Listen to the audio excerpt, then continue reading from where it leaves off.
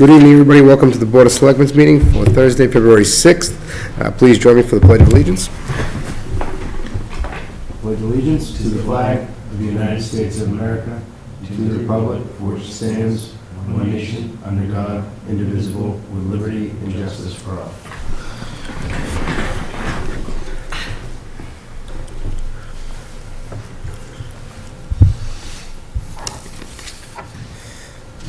Okay, the purpose of this evening's meeting is to interview candidates for the town administrator's position.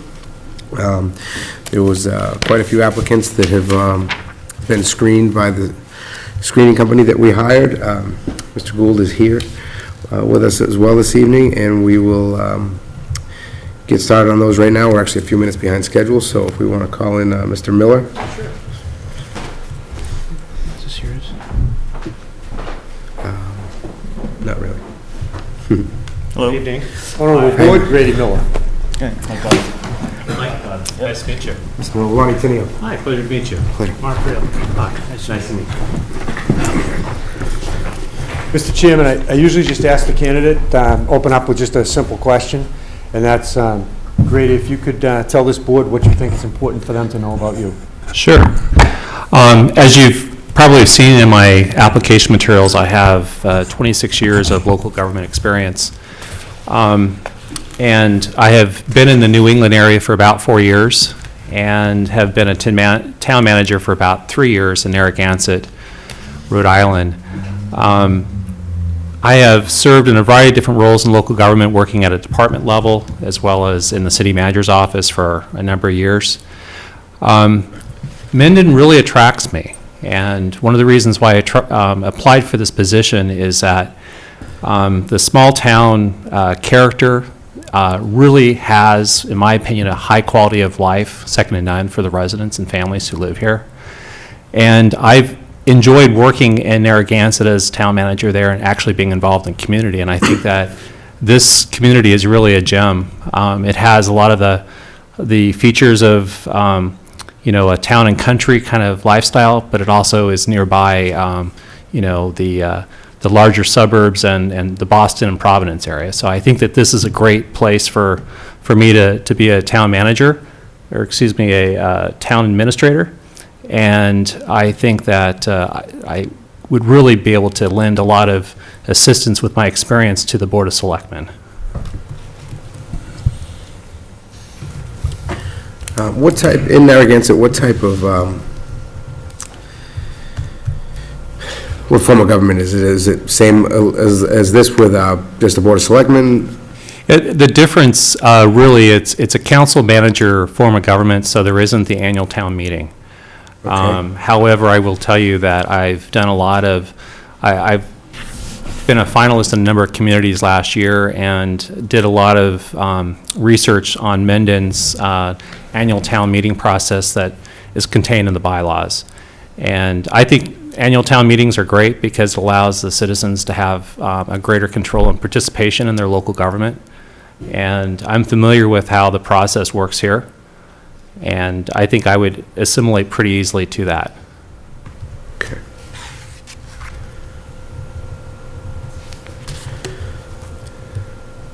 Yeah, oh, no, go right ahead. Just real quick, if you're to get the position, just give me an idea of what your first 90 days starts to look like. Sure. Clearly, one of my priorities will be to meet with each of you individually to find out what your vision and your priorities are for the town.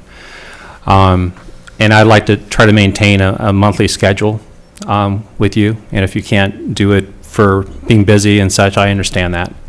I understand you're hiring the Board of Selectmen's hiring an administrator to actually, help you run the town on a day-to-day basis, so you don't want to spend too much time on, your end with meetings and such. But I think it's important for us to develop that relationship first off.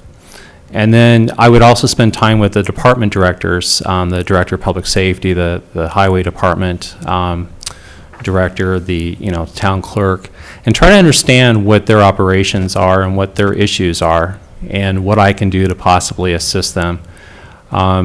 I would also try to reach out to the neighboring communities around here, because I do think that there might be some opportunities for either regionalized services or opportunities for shared services. So I'd like to try to meet the administrators in the area and try to get involved in the regional aspects of the town. Also, I'd like to get to develop a relationship with the superintendent of the school district, and try to develop a good working relationship, because clearly with the budget being, mostly comprised of the school department budget, it's good to understand their resources and how they're allocating them, and try to see what we can do to work together.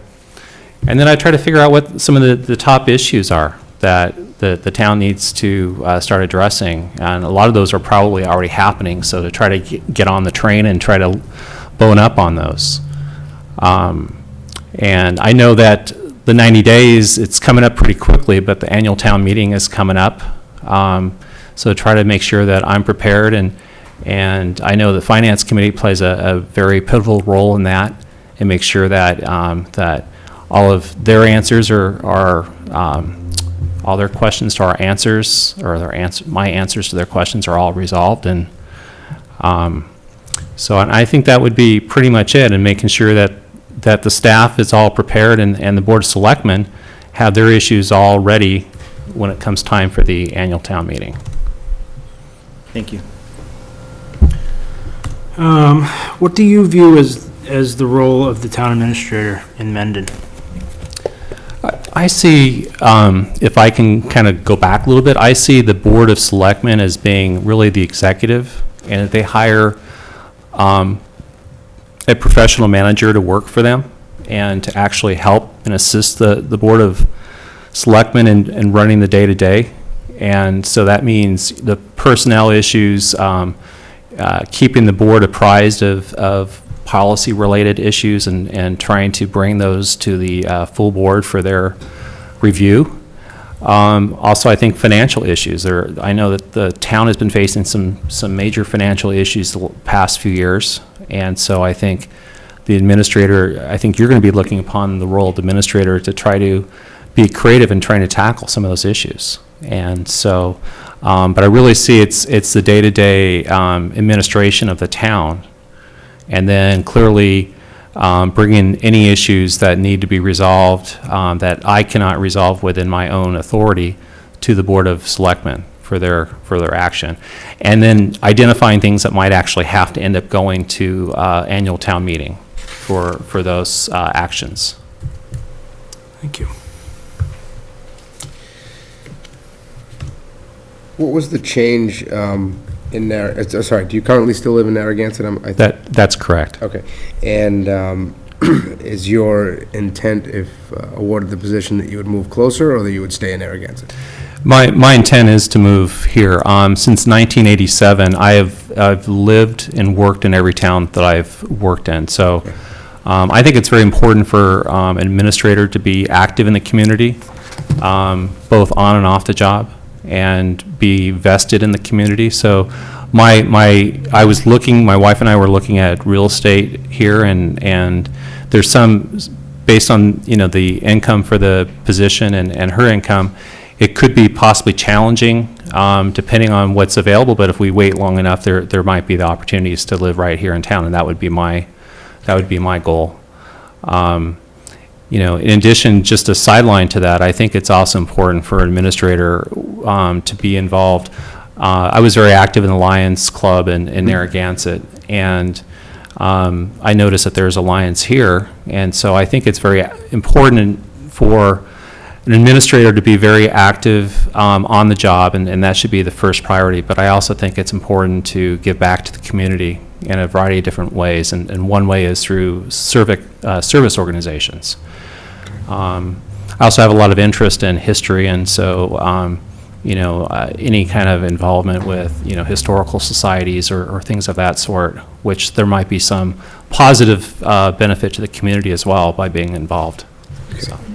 And Was the town manager position in Narragansett a temporary position, or was, I show that you were only there for 2 years, so. Right, I was there 2.5 years, and the council and I had a separation on May 31st, 2012, and it related to a couple different issues that didn't involve my integrity, ethics, or my performance, but it was more of an interest in some issues that had come up, and I tried to address them, and I was concerned about not getting the support that I needed, not so much from the council, but from others. And I did my best to resolve them, and when it appeared that I couldn't get it resolved, then it was, I think, mutually agreeable for me to leave. But the council and I had a very strong admiration for each other. In fact, I had three very strong supporters, and really did not really want me to go initially. And then it was just for the best for the organization and for me. And because of that, the council, because they thought highly of me, had provided a very generous severance. So.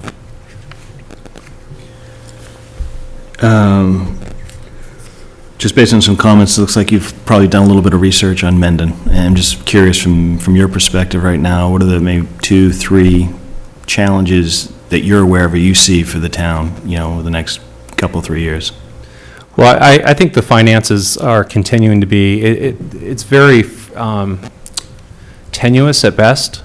I know that the Board of Selectmen and the community would like to see the revenue base grow, and it's a little bit challenging because the community, for the most part, is a wonderful community, but for the most part, a bedroom community. And so while there is some industry and some small retail, I think the challenges are trying to increase that. And by the way, small retail, I wouldn't call the dealerships small retail. That's major, and that's a very, on the positive side, that's a big deal here in this town.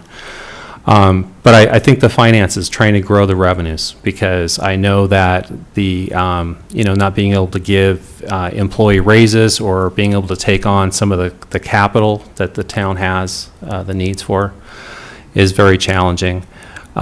So I think that's one. I think economic development, which kind of dovetails into what I just said. I think trying to find the right types of either industry or commerce to actually help grow the revenue base, but actually contributes and lends to the quality of life. I think that's important, because the residents here, I know, because of the high quality of life, they don't want to see things that are undesirable or unattractive. And so I would have to work very closely with the Board of Selectmen and probably the community, try to involve the community in maybe some sort of a planning process for them to identify what's attractive, what's desirable, what do they not want to have in their community. And just to let you know, as it relates to economic development, there are a few things that I think are potential challenges but can be worked on. I don't believe, from what I can tell, that there's extensive sewers, if at all, in the town. So, that might be holding us back from, trying to attract certain types of industries. The other thing is, I haven't seen, when I'm just looking at, real estate, that natural gas is here in town. I don't know if that's the case or not. There might be. But I think that kind of infrastructure is very important when you're trying to attract companies to come here, because those are kind of like the pipelines that they need to be able to do their business. Thank you. Are you currently employed right now? I am not. Just to let you know, back to that question, I've been very active in recruitments, and last year I was a finalist in about 6 different communities in Massachusetts. But while I'm not going after jobs, I currently am an unpaid consultant with the Narragansett Historical Society, very active in a food pantry that is operated by St. Peter's by the Sea. and also the Lions Club. Lions Club is the third largest in the country and has a lot of fundraisers, and so I really have devoted my time to those activities until I can secure employment. So just curious, are you familiar with the relationship, regional school district relationship with the municipality? Have you any experience working with one, or how that dynamic tends to work? Yes and no. When I was in Narragansett, it was actually part of our school. The school department was part of the town. Here, as I understand it, it's the Mendon School District. And so in Narragansett, I didn't have that type of relationship, but in Arizona, we did. We had the Peoria Unified School District, which covered 2 different cities. And so we had what I would consider to be outstanding relations at the senior management level between the school district senior management and the city senior management. In fact, to the point where we were able to offer a lot of our programs and services at the school sites. We operated what was called an AM/PM program for youth, where parents could drop off their kids before school and they received before school services and then after school services. Couldn't have done that without the assistance and cooperation of the school district. But I work very closely with my counterparts in the school district, and I would say that my mother, also having been a school employee in California, I understand the importance of education and the importance of maintaining good relations with the educators and the administrators with the district.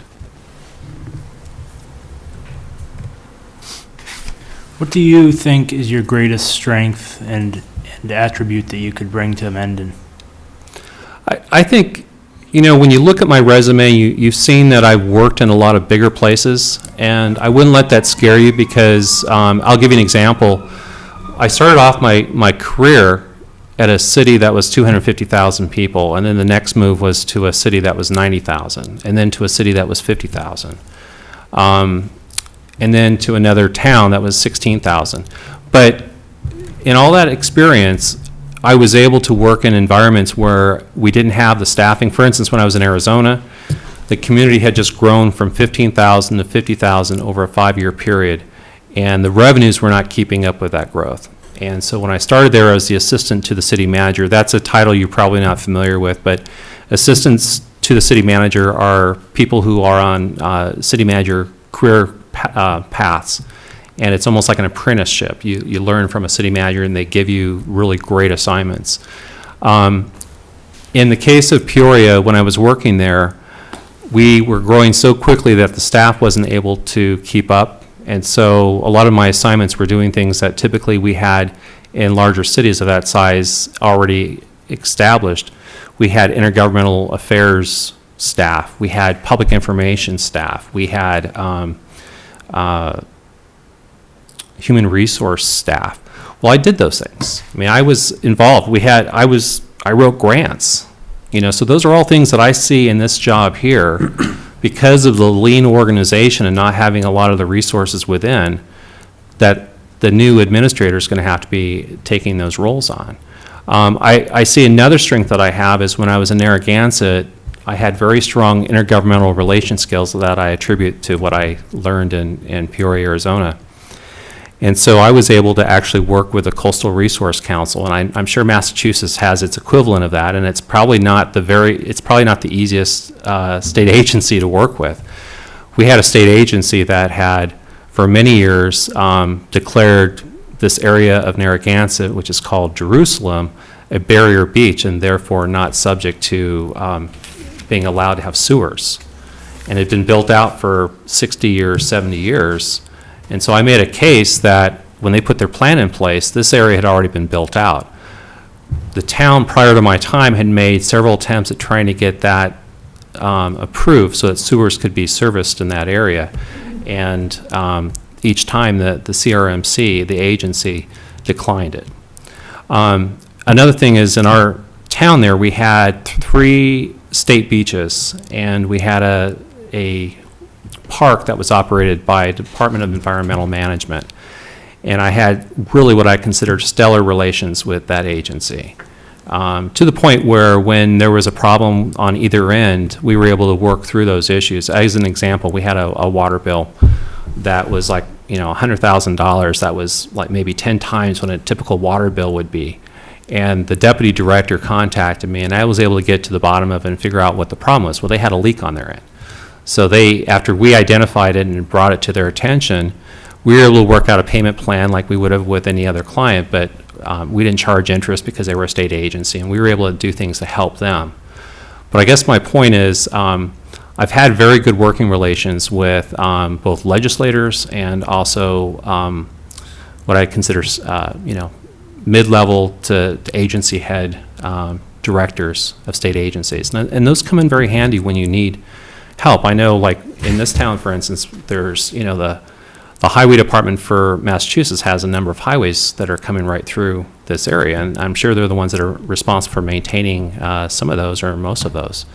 So being able to lift the phone and call and say, hey, we've got this issue, is very important when the administrator's office or you folks start getting complaints about something. So, and that would be something I would try to develop relationships right away as soon as I came in. Thank you.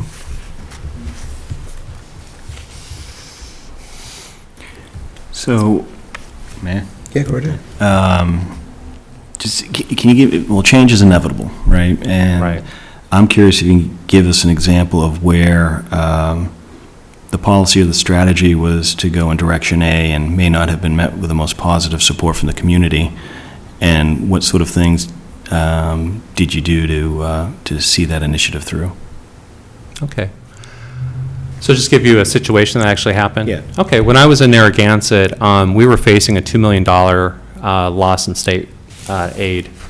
And I had come on in January and was trying to deal with the budget at that time.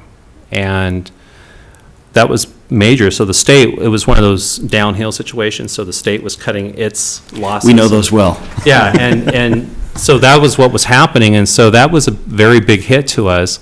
And so one of the things that I did was I took a look at the budget and I identified areas that I thought, well, one, we had some capital improvement projects that had never gone off the ground, and but yet they were funded, and there was funding in the capital budget for those. So I had proposed that we just postpone those, but that money would be used to try to fund the existing issues. I also evaluated the possibility of doing layoffs, and I didn't want to have to do that, especially being a new manager, but I had that already, that research done just in case it was something that I had direction that I needed to do. And then I also made some cuts to the operating budget. And so, but despite all that, the town of Narragansett really hadn't had any increases to the property taxes. In other words, there had not been an adjustment to the property tax, to the taxes. So we have very much like a Prop 2.5 in Rhode Island. It's very similar. It's almost like a it's called Senate Bill 3050, which is 4% of the tax levy. That's the maximum you can raise it, and it has exemptions just like in Massachusetts. But it had been a number of years since it had been adjusted, and the council, when there was a $22 million a $22 million bond program to renovate the schools, they had made the decision not to request an exclusion. Well, that started hitting the operating budget immediately once you started paying back the debt service. So anyways, bringing it back down to what I was trying to tell you is I ended up proposing a 4% increase that year. So a combination of the 4% increase plus reductions to the operating budget and what I consider a modest reduction to the capital budget was able not only to get us through, but we had a large enough surplus. And another issue that the town was going through before my time is they were using the reserves. They were spending down reserves like it's a savings account and just like it's a line of credit. and they were using that to fund operations, and I stopped that. That was a bad financial practice. That was really because they had not dealt with the built-in issue of the deficit, so. So the 4% went through. The 4% went through. There were a number of people in the community that came to the council meeting when we had the hearings on the budget, and they spoke and they discussed their concerns about it, and I was able to explain why in such a way that they understood why we were increasing it, and it hadn't been increased for it had been like 2 or 3 years, and even those increases had been not the full amount that was allowed by law. And a lot of it had to do with in my deliberations on the budget, it was very clear that the residents also didn't want any reductions in services. So I had all those facing me, and that was the best way of trying to deal with it at the time. Does that process in Narragansett require a ballot vote as well? No, it's just town council? The governing body, yes, has the complete discretion to do that. I realize here at the annual town meeting, that's it's a two-prong approach. It's not a few people in a meeting, it's a gym full of people potentially, and followed by a ballot. No, I understand that. Okay. Yeah. And just looking at the budget, I mean, I have, like, I didn't have this year's, but I did look at last year's and the year before, and it did look like, under the Prop 2.5 plus the exclusions, the town did take advantage of the maximum under law. Yep.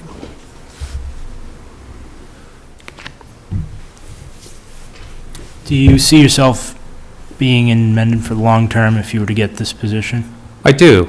My wife and I love New England, and I would have been probably in Narragansett forever because I just loved being involved in the town and living there. It was a great town.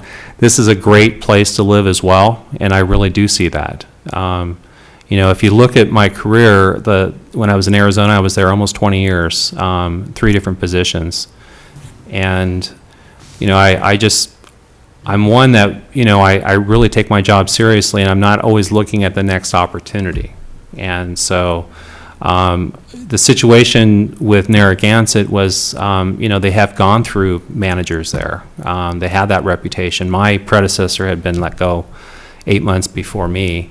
And then, every manager, every professional manager they've only kept 2 or 3 years. So I would still be there today if I didn't have that kind of political situation that occurred with me. And back to your question, yes, I would make a commitment to you to be here for 5 years or more. Okay.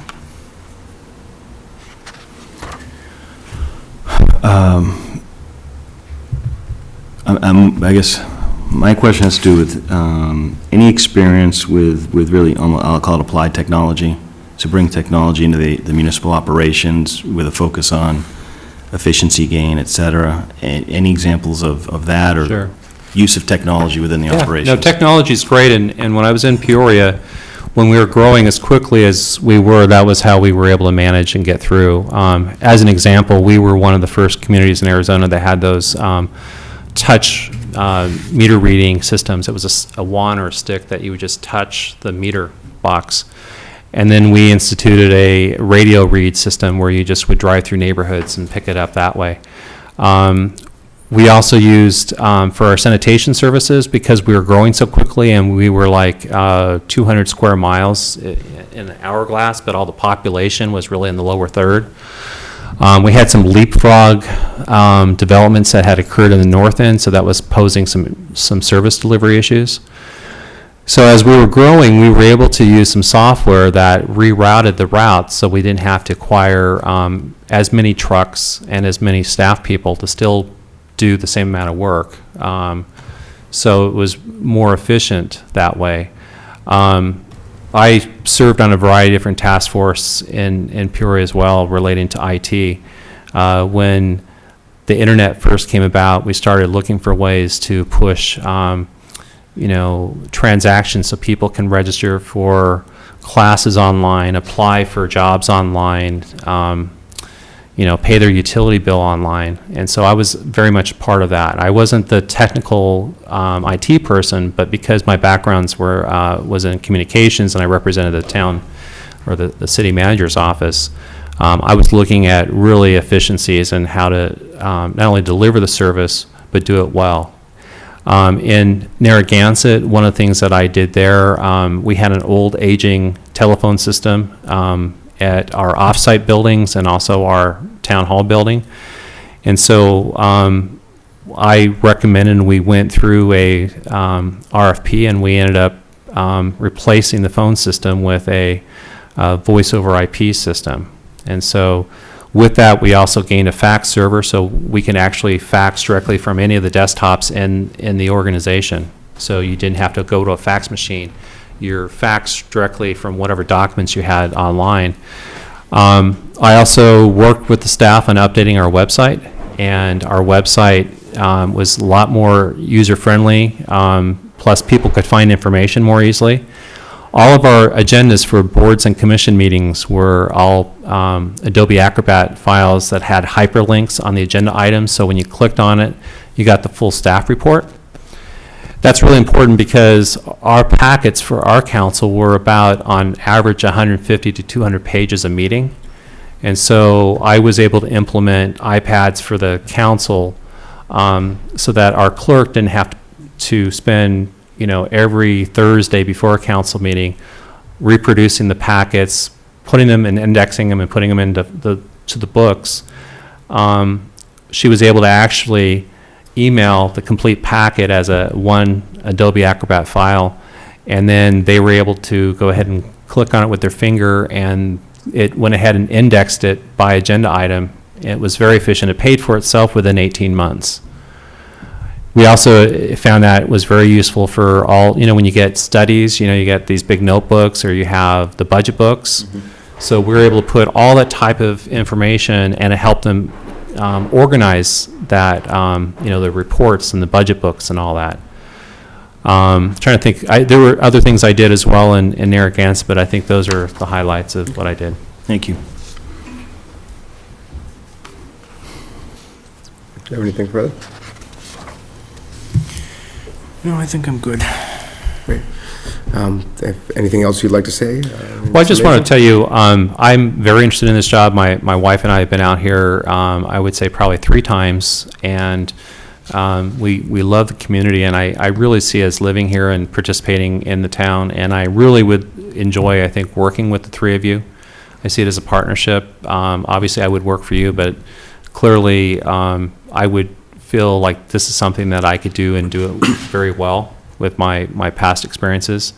And I think that something I didn't really go into, but when I was working in Arizona, because we were so rapidly growing, and the service delivery was not, we had to provide the services, we had to come up with creative ways to do that. And so despite being in a high growth area versus an area that's not really growing nearly as much or as fast, there's relevancy to it. And, I'm familiar with improvement districts and development impact fees and, ways of trying to finance and fund government that it's just, people may not be familiar with. And so I've got a lot of different experiences with that, also with public finance.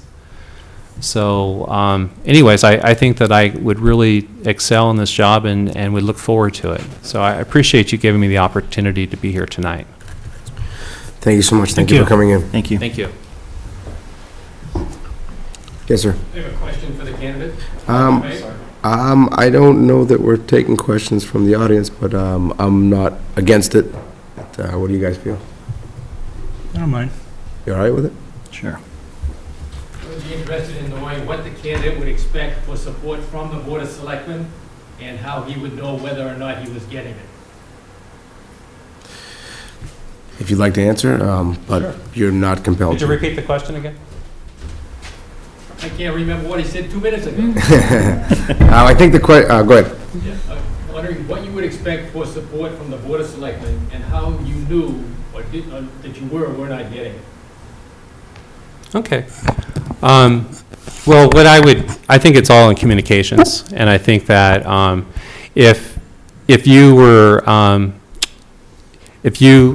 shared with me some concerns that you have about something, that's all I would expect, and I I would work very diligently, try to get you the answer, and try to be responsive. And, you know, I realize that all of you have other lives outside of the job. You know, you're elected. So I think really the support I would expect is just, you know, professionalism on your part, just like I would be professional too. And I wouldn't even have to say that. I mean, it's something that just you come to expect, and that happens. Great. Thank you again. Thank you. Thank you. Are you ready for the next candidate? Yes, please. That would be the Demange.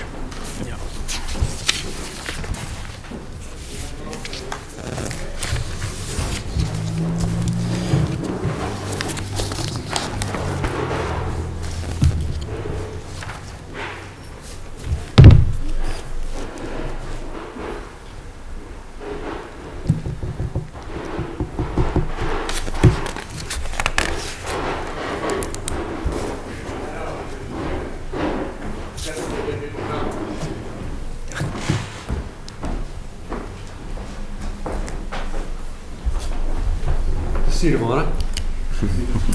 Hi, Mrs. Demange, how are you? Am I got it? Lonnie Tenia. Mark Ralph.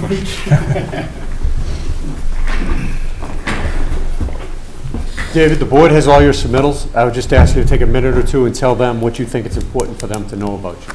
Okay, my name is David DeMonch. I currently live in Uxbridge, Massachusetts, which is the next town over. I live approximately 4.4 miles away, so it was a relatively short commute. I am currently employed as the business manager at the Cornerstone Academy, which is a private school that my wife and I founded back in 1996. I have a master's degree in business administration from Clark University and a bachelor's degree in history from the University of Massachusetts in Amherst. Prior to working at the school as a business manager, I was employed for almost 18 years in various municipalities as a town administrator, administrative assistant, town coordinator. And to that, I've submitted some detailed information about the things that I've done in those positions, and to give you a sense of who I am and what I'm about and the types of things that I've dealt with as a town administrator.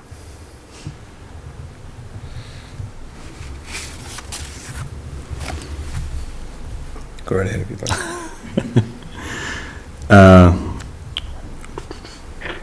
Tell me a little bit about your management style. My management style is, I'm not a micromanager. I believe that the town hires people based on the qualifications, and professionally, in terms of like police chief, fire chief, DPW surveyor, highway surveyor, people like that, they know their jobs better than I ever will, because that is their area of expertise. I'm not in a position where I can go out and tell a highway surveyor how much tar to put down, because I honestly couldn't tell you to do that.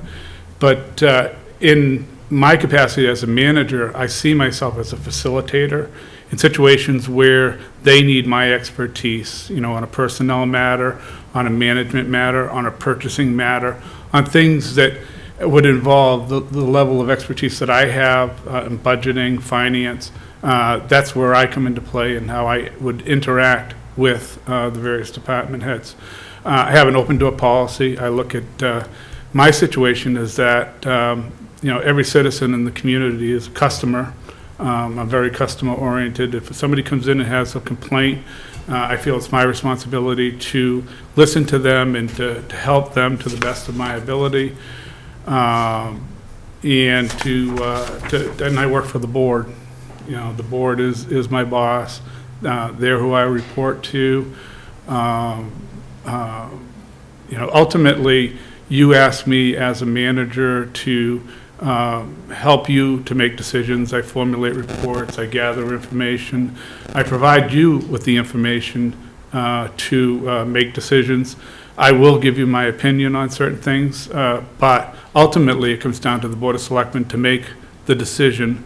The decision is made here regardless of how I feel about it, and it's my responsibility as a manager to carry out and implement the policy decisions that you as a board make.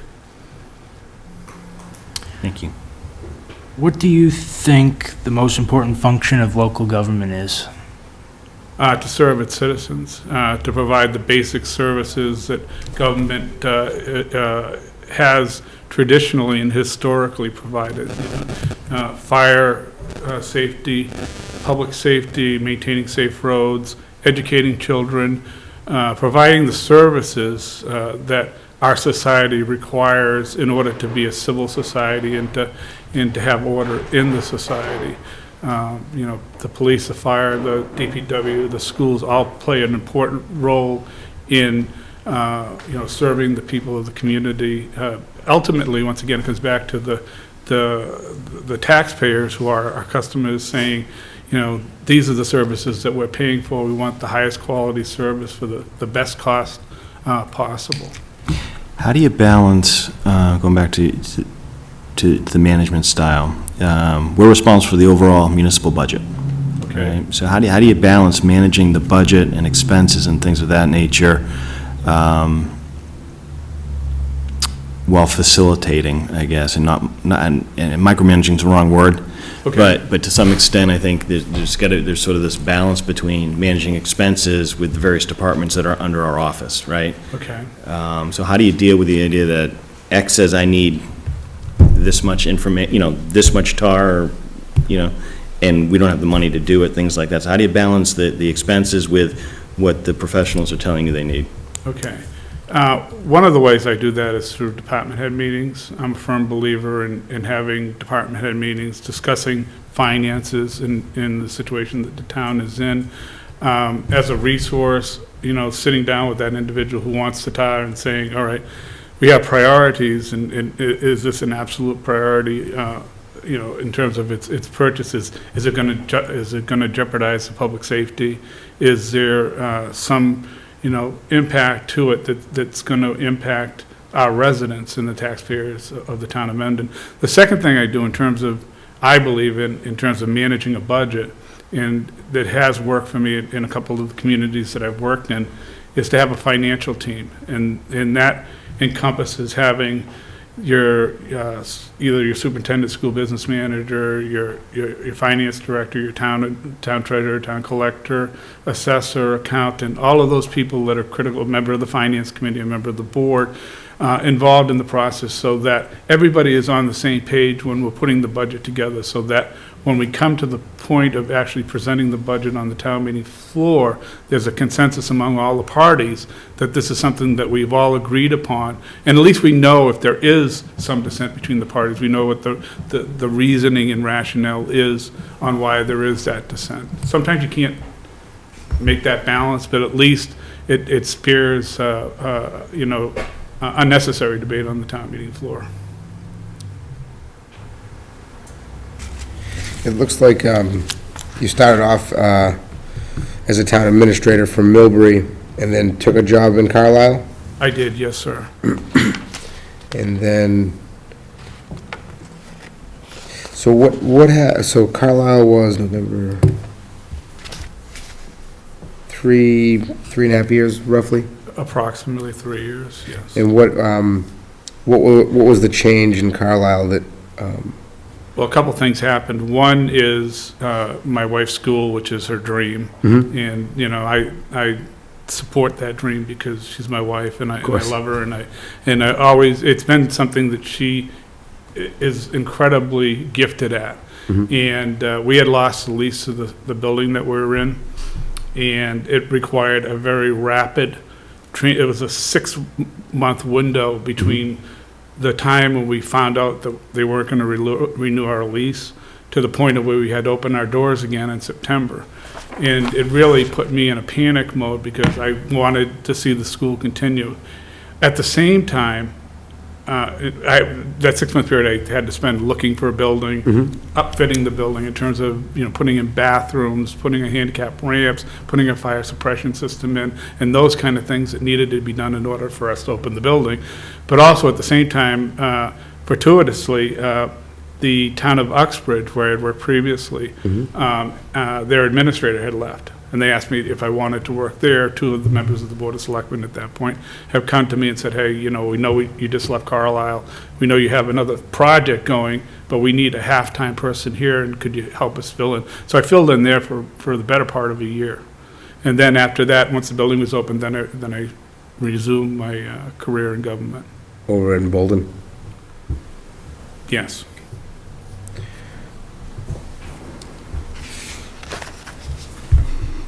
What's the population, or was the population in Carlisle while you were there? Do you recall? I would say it was somewhere around 4,500 people. Okay, so a little smaller than Mendon. What were some of the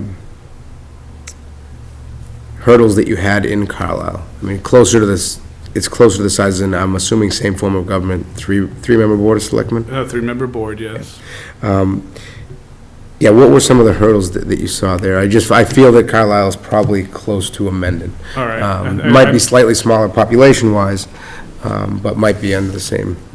I would agree with that, in that I looked at the equalized valuation, and the average equalized valuation in Mendon is 151,000, which is a significant sum for a municipality in Massachusetts. The emphasis in Carlisle versus Uxbridge and Millbury, both of those communities were all about economic development. There was a constant drive to try to offset the taxpayer or the tax rate by trying to attract business and grappling with the issues of having the kind of business that they want. Not a gas-fired power plant, not a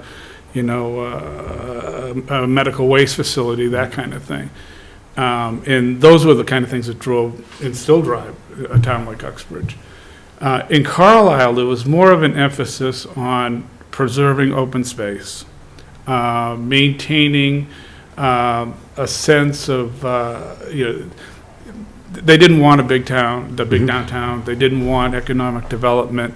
They wanted to maintain the rural integrity of the community. They wanted, when they had planned development, they wanted one driveway going up 400 feet to two houses versus, they didn't even want to see the houses on the street because that's the type of community that they wanted to be. It was strictly a suburb community of the town of the city of Boston, basically. Okay. They wanted to drive down to Cambridge, get on all-wife, and go into the city, basically. Okay.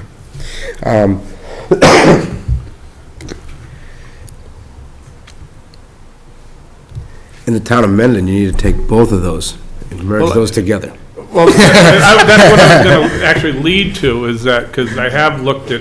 And that was my next question. And how could you try to mold that into a whole new classification, if you will? Yeah, it would be a good mix, because I have looked at the financials of the town, and I see that you tax up to, you have no levy capacity. You tax up to the dollar limit on the levy. And I see that, unlike a business, I have a business background, I have an MBA, I run the school as a business. In a business, although a school is probably a good example of it, in a business you could say, all right, well, our sales are declining. What kind of new product can we now sell to bring sales up? Can we add something else to our line that will raise the sales? In town government, there is no other product. So what you have to do is you have to look at how you spend your money and make sure you're spending it the most efficiently and effective way that you can, so that you can save money for the taxpayers. Number two, you got to look at offsets. You got to look at grants. You have to look at economic development. And that comes out of a master plan, which I know you guys are doing. The vision of the community. Where do you want to see development happen? What kind of development do you want to see happen? And how do we make that happen? I submitted as part of one of the package. How I would go about, trying to get a campus-style industrial park, or commercial park, where you have computer companies and things like that. The process that you would go through by identifying the parcels, bringing people together that are stakeholders, property owners, planning board, zoning board, looking at things like expedited permitting, having the park people have to make a decision when they locate their business, having the business locate and start up in 9 months versus waiting for a long extended permitting process versus waiting 3 months and an expedited permitting process, that makes a big difference. Having the ability to offer tax incentive financing, saying, all right, we want you to come to our community and we want to help you, be able to afford to locate here. Those are the kind of things that, and there's a whole plethora of things that you can do to try to save money, in terms of rather than raise the tax rate, you can look at a whole bunch of things in terms of how you spend your money. Is there possibilities for regionalization? Is there a possibility that you can cost share with another community for a piece of equipment and that kind of thing? Now, Millbury, the time that you were in Millbury, 94 to 97, I don't recall that being the big years of their economic development. That was actually the whole period when they Was put this- the Mass Pike interchange in. That's what, okay, all right, right. I'm just trying to They remember. basically, when I started there, it was, that 146, Yep. two-lane highway with the Chinese restaurant, and the Lenny's Liquor Yep. and the whole 9 yards going all the way up. And that all transformed over the period while I was So there. would have been more of their beginning stages of the economic, and I guess what I'm leading to is the economic development that Millbury has done. How is it did or didn't collectively help to offset? And what was there any downside to the economic development in Millbury? I know it's not the best example to use for here, but I just see, just by going over there, they see a lot of growth. I mean, they have the mall over there now. There's a lot. Yeah, absolutely. There's a lot of big things. So, but that also now plays an impact in the community itself. I mean, there's a huge increase of traffic. Now, they're lucky enough to have it right off of 146, but, so I guess, does the offset work for any type of other impact or detrimental impacts that you have on the community? Well, that's a visioning question. Do you want a mall the size of Millbury's in the town of Mendon? I would say that, no. No. So, but Millbury wanted that type of, I can remember when that mall was first proposed and walking the land with the developer, and I was walking up and down hills and I'm thinking to myself, how in God's name are they ever going to put a mall in here? I didn't have that kind of Sure. spatial relationship where I could see they could knock down hills and put rock in and make a nice flat surface. But that was on the discussion. Before I had even gotten there, the town made a decision to go Wheelabrator. They put the Wheelabrator plant there. That generated, I would say at this point, probably $500,000, $600,000 a year in tax revenue. I can't remember the specific Sure, amount, no, no, but it was a good chunk of change. And Millbury was happy to have it. It was 100 feet, 200 feet from the line in the city of Worcester. Sure. And that was the decision. Millbury wanted that power plant there. Yep. Okay. It's a matter of priorities in terms of, I believe that you need some kind of economic development, but I think it has to be planned. I think one of the worst things that you can do is just approach it from a shotgun approach and have it happen without any control or any mechanism to say, this is what we want. This is what we're looking at. Like I said, a campus-style commercial park, like, I don't know if you're familiar with Marlboro at all, over by Seminara Road. Yep. Some of those campuses are beautiful. I mean, you'd think you were on a college campus. Correct. And that kind of business, and locating parcels in the town to say, all right, and a landowner who would be willing to work with the town and marketing it and doing all the things that you need to put something like that here, See, you talked a lot about focusing on, driving savings for the taxpayer, and you listed out a number of different ways. Any specific examples of things you've actually accomplished, whether it's regionalization, shared services, to realize some of those ideas that you... in terms of the school, then we did, I've been, in Carlisle, we were part of the Minuteman Health Collaborative.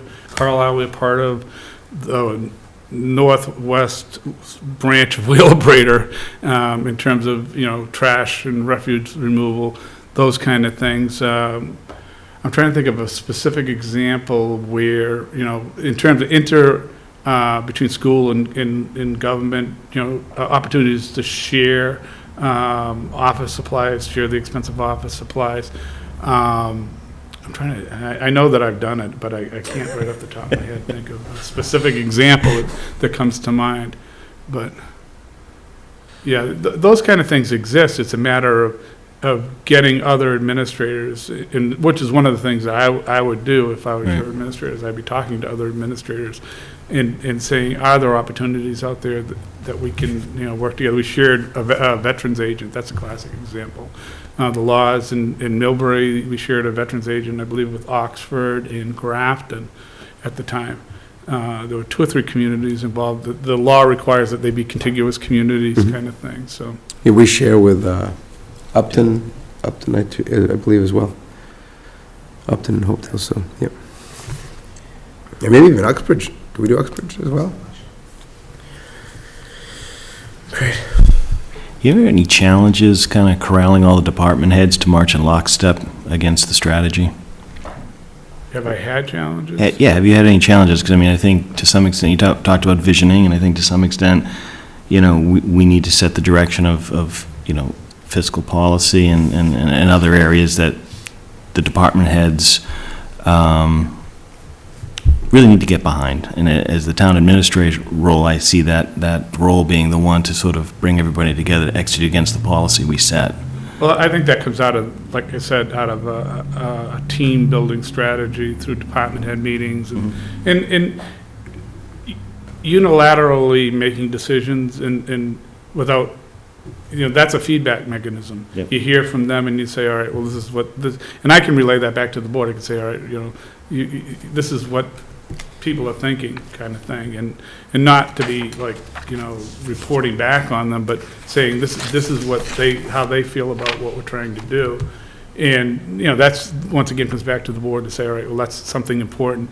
The other thing that I think is important is having, even like quarterly board meetings, where you call everybody in and you say, all right, come in, you can even do it over a period of a couple weeks, split them up, and have the boards come in and just give you an overview of what's going on in the department, what do they see as issues, SWOT, strengths, opportunities, threats, and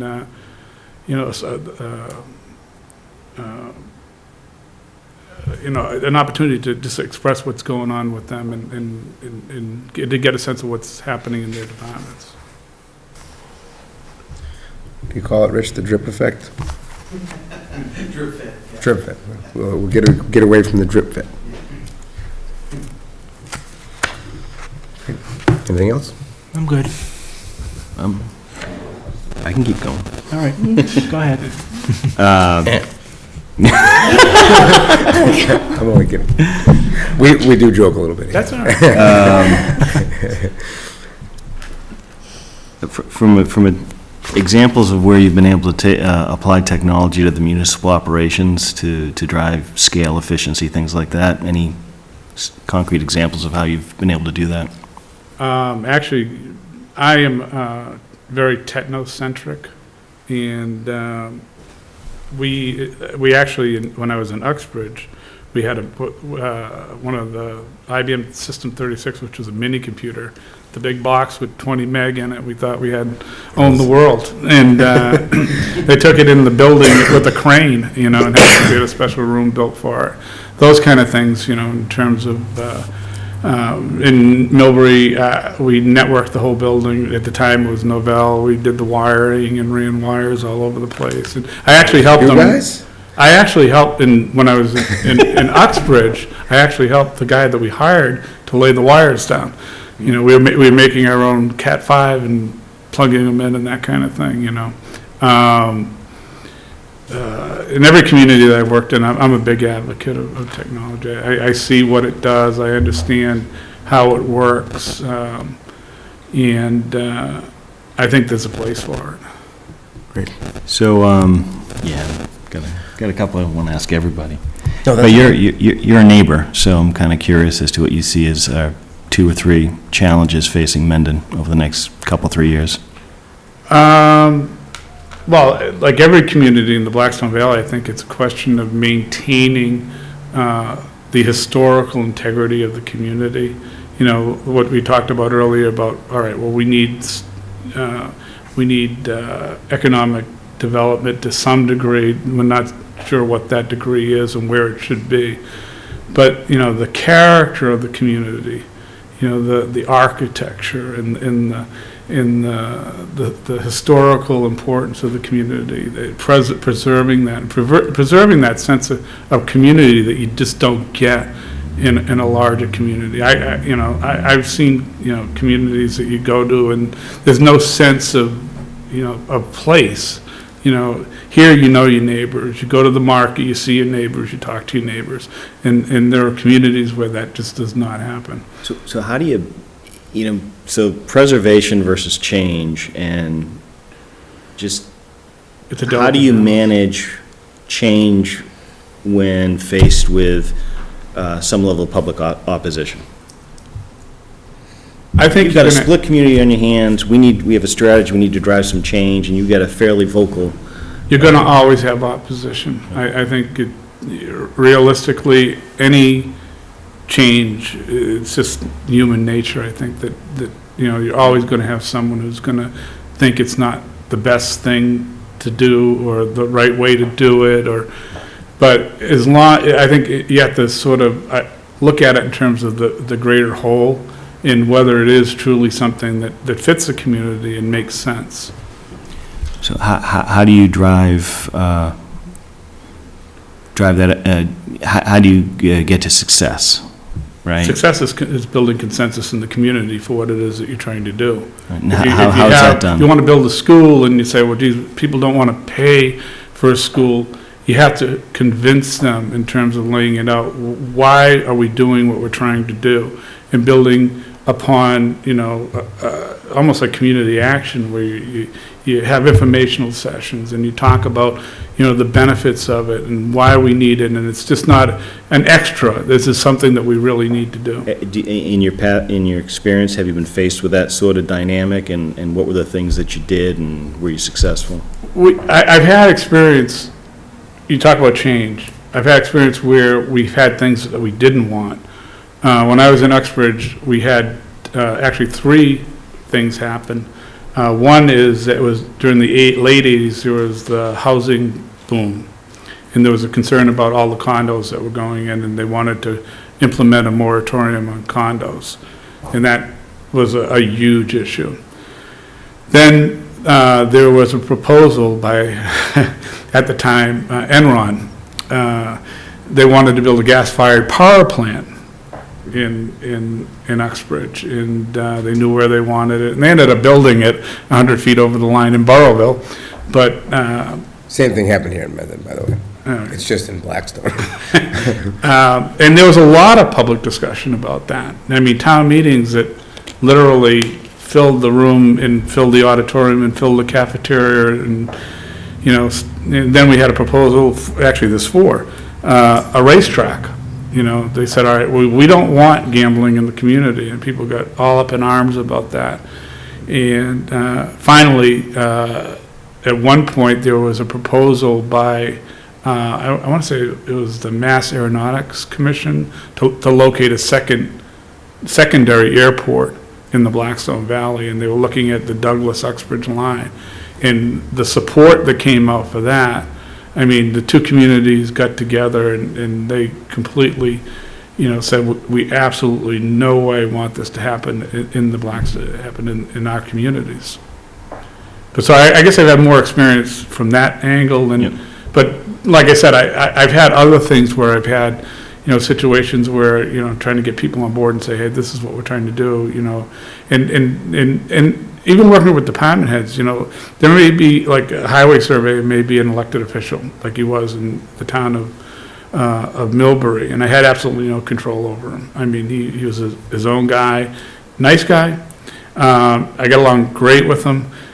But the board would say, all right, well, you know, on South Main Street, there's this huge hole. I want you to have Joe fix it tomorrow. And you had to know how to say, all right, okay, could you do this for me? You know, as a favor or whatever, and it would get fixed.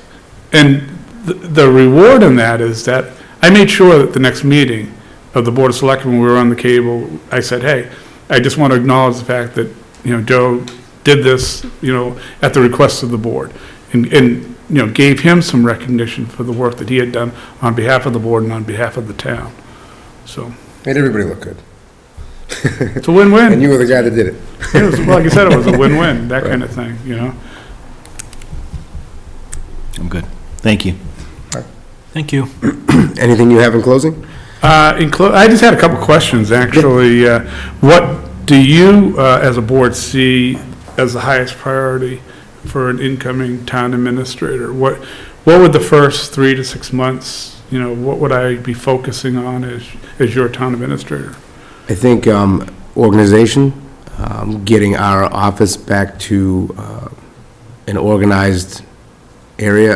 Diane has done an outstanding job, but is only in there on a part-time basis and is already organized it, you know, pretty, I'd have to say probably. Be careful. No, to an efficiency level that way past what we had in there before. But again, she can only do so much, again, only in there part-time, and it does way more than she was tasked to do. So in order to get that office back to running at a full capacity would be my highest priority in taking some of the load and strain off of what she is handling. I think that, you know, the next item in my mind, and I guess everybody can, if we're not in agreement on it, that, you know, that we need to. We're going to give you 3 separate lists. Yeah, so you're going to get 9 items. 4 lists. You know, there's a big issue with how we handle our capital purchasing and along those lines, and getting, just getting technology in line. We have some places where we have really old technology, and we're replacing new technology in places that could be a little bit more efficiently laid out with maneuvering of some items around. And then, you know, thirdly, I guess, you know, just identifying troubled areas that you would see and working along with the Board of Selectmen to start to peg those off one at a time. And just again, we ran 2 years with an interim administrator, if you will. The chief helped out as best he could, mainly dealing with personnel issues, you know, things that were major issues. The Board of Selectmen since then has tried to fill in as best we could, trying to, you know, at first I tried to come up and spend time here, but that just wasn't efficient. So after Diane came on, it was more of a, you know, a lot of emails go back and forth in a day that we try to keep things running. She does an excellent job, but I know that there's a lot of areas that we could become a lot more efficient, whether it be job sharing, things along those lines. That's where I would really like to see things come together on that, and then start, we're through a process of financially rebuilding through the recession. We're at the pretty close to the end of the line on that, where we've replaced all of the cuts that we've had to make, or most of the cuts that we had to make, and we're now at a place where we would start to try to grow and expand on our services that we offer. Is there a capital planning committee, or? We do have a capital planning committee. It really just started back up again. Rich, was it this year? 9 months ago. Yeah, and so by law, we're supposed to have a capital planning committee, but we didn't. We had the committee, they made recommendations, we didn't fund anything. It was kind of one of those deals where it was just a, you know, bunch of submitted paperwork that we couldn't do anything with. We implemented a financial, long-range financial planning committee that incorporated all of this into play and told us that, you know, this is what we need to be doing. As far as with the capital plan, we're trying to, where we can, fund a little bit of money into these capital accounts, because we have a very large list of capital needs, so that if we can start to fund it, we can now start to pick off these pieces one at a time, and that would be a huge area. I think we've also, it's building upon something Lonnie had said around sort of getting our hands around the operations. I think we've talked about having a very strong focus on personnel, not policy so much, but job function, job grade assessments, compensation, grades, things like that, so more of an overall assessment to kind of bring all that into line. Own the budget as we're heading into it, and then really a look at optimizing town resources, whether that's property the town owns, we're going through some RFPs now, or, looking with an eye towards scale and efficiency. Anything else? All right. The budget process, you said it's driven by the board? Yeah, the budget process, what's that? Through FinCom. Yeah. Ultimately, at the end of the day, Right. we're responsible, board, yeah, it's a board. we're responsible for the budget. Our finance committee is, lost for words. They do an excellent job Yeah. of presenting us with a budget that is balanced and reasonable when we go to town meeting. They handle dealing, right now, they probably do more than they should, based upon the fact that our office is empty. But they handle meeting with each individual department, which may or may not continue, has always been kind of the norm in Mendon, that we would meet with each individual department after the budget was presented to them, to the finance committee, that now they can go through and ask any questions that they may have, to make a recommendation on, where we might find funds, if we can make an adjustment. They also advise us on financial decisions that we're going to make. They worked very closely with us when we tried to fund this position and come up with this position, and they play a huge role in a lot of decisions we make, and we really respect the decisions that come out of the finance committee. Sometimes we don't always 100% agree, and if it's a decision that we have to make, that we have to spend the money, then if the board feels strongly, we'll work with them to let them know, listen, we need to find a place to take it from, but that means it's reduced from somewhere else, so. Right. I think when we think about the budget, it's not just the budget process of formulating one, but it's also looking at alternative funding opportunities, whether that's grant writing, collaboration, shared services, things like that, so driving the scale into the budget process to kind of realize expense reductions, because, there's a certain amount of expectation. We're not going to get blood from a stone on this thing, so we really need to think strategically about the budget and how we fund it and where our revenues are coming from. Actually, one of the things I did provide in the questions was a list of things that I have used in other communities, and not necessarily by myself, but in conjunction with the finance committee and in conjunction with the Board of Selectmen, and as a finance team, like financial team, which I mentioned earlier, the ways that we taking a look at unexpended articles and whether we could recapture those monies, the overlay reserve, going back 3 or 4 years, is that something we can grab back? Looking at cost sharing, looking at grants. My expertise at grants, I also included a list of grants that I've written or co-written or have or administered, and I think that that's one of the strengths that I could actually bring to the position. I know that I can write a successful grant application. In the projects that I've done that on, there are similar opportunities here. I know, for example, the Misco Spring, project. They, looking for grant resources where we can try to offset some of the costs associated with that. In terms of economic development, downtown monies that we could use to create a downtown that is, has character, and not that it doesn't have character now, but like, in terms of sign, well, they've done an excellent job with the mall over there in terms of the sign, all the signage. You're down in a lot of downtown areas, you go and the signs are all missed. There's neon and there's, flashing. Which mall are you talking about? The mall right over here, 16? The one that's up by the car dealership. Oh, Left-hand side. Countryside, okay, yep. They've done a Yep. beautiful job with that. And just in terms of the color and the signage and everything is uniform. But those kind of things that you can, creating sidewalks and walkways and street lighting and things that, add character to the downtown area. There's all kinds of grant opportunities out there that I feel that I could be an asset to the town with. Great. Thank you. I thank you very much for your time. Thank you so much for coming. Thank you. Thank you very much. Yeah, thank you. Thank you. Take care, thank you.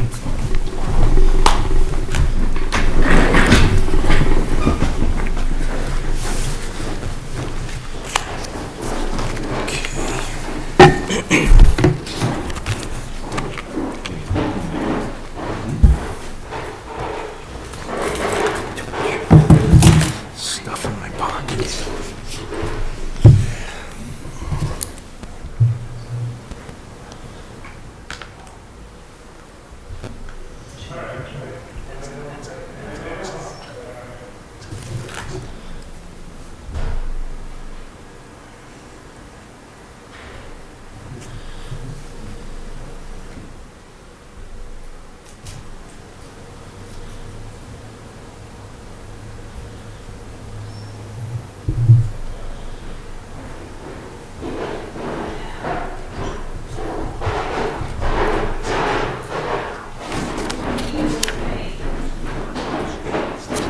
So we got a couple things to talk about for town council for next week. Before we leave town.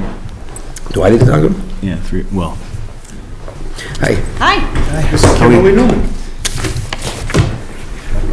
Hi, nice to meet you. Waddington again. Arnie, nice to meet you. Mark Real. Mark, nice to meet you. Roxy, Excuse me. So dark in here. Kimberly, just start you off as I have everybody else and ask you to just take a minute or two to tell the board what you think it's important for them to know about you. Okay, let's try to keep it short, right? Okay.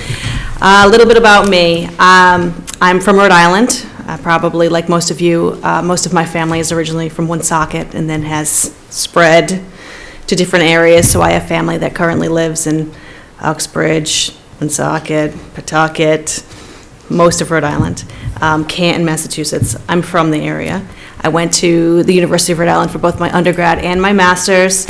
I have a master's in public administration. It has been my goal to be a small town New England town administrator manager since I figured out what the job was, and that's what I have been working to do.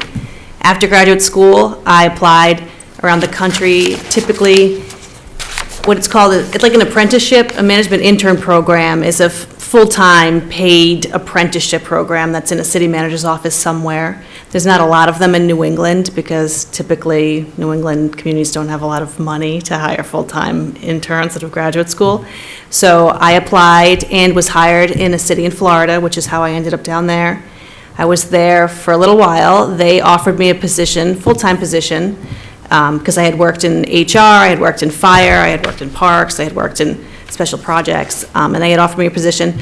I actually instead took a position with the Broward County Budget Office as a management analyst because I needed more finance, really, in my background for what I wanted to do. And I worked there for a while. I was trying to remember today exactly how many departments I had, so many departments, but mostly what people like to know is that the budgets that I had were very large, and one of them included the entire roads division for the county, and it was a $550 million capital program, just to give you an idea of the types of numbers we're talking about. So I was down there for a little while, and it was great, very nice, but eventually I had to come home, and so I applied back in New England. The position that I got was in Connecticut, right over the border, right at the corner of Rhode Island and Massachusetts in Killingly, Connecticut. And I was there for 5 years as the assistant town manager, and I was in charge of 8 department heads, 66 employees. My areas specifically were human resources, finance, parks, library. I also served as the finance director, the library director. I was in charge of IT for both the city, we got our first website, and then integrating into the school system for their IT program. I also was in charge of, well, pretty much anytime there was a vacancy in any of the departments, I got to manage any of those departments. So I was very happy there. Great job, fantastic. My husband works for Dominion Nuclear Power Station in Connecticut, or I should say he did, and he was laid off in the economy and got recruited for a job in Kansas, and that will explain to you how I ended up out in Kansas for the last few years. The great city that I'm in now, Linden, is actually the town right next to where the power station is, where he's working now, and that's how it comes to be. So then the next logical question is, why on earth now? And I kind of explained, but we have reasons to come back for our family now because we're here. It's always been my goal to come back and manage in New England. That's never changed. And my husband has had some success in his career this past year where he's actually able now to go out and do consulting on his own in his field. So he's got his own operation going. So now we can sort of bring all the pieces back together again. So that will bring you to how I'm here in Mendon, which, believe me, pleases every person in my family today to know that I'm here. So they're very happy.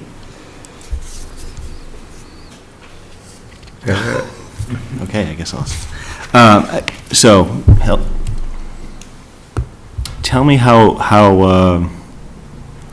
it was, I guess, moving to Kansas, because I have to believe that might have been a little bit of shock to the system. And you're stepping into really a town manager role, right? Mm-hmm. Coming in from the outside. How did you manage that transition, and what were some of the challenges you faced? It's interesting. The greatest challenges are never actually the work challenges. It's the perception challenges that are the most difficult to overcome in any place, because the core things that we do don't change. I mean, what we do is pretty basic. You know, we provide services and we try to keep the tax rate low. That's universal. That applies in any state you want to work in. But personality-wise, and certainly, you know, as much as we think about Kansas and we think about the Wizard of Oz, they think about us, and they think about. What do they think about us? Oh, I'm not going to say, but none of it's kind. It was difficult to really. I should say, it was twofold. There wasn't a town administrator before me, which is kind of how we've got to be in this particular position. There was someone who had filled the job for a little while, and then he was not reappointed. And so when I sort of stumbled into town, I was the first actual city administrator to ever have come to this location. This is starting to sound a little. So what kind of town structure do they have?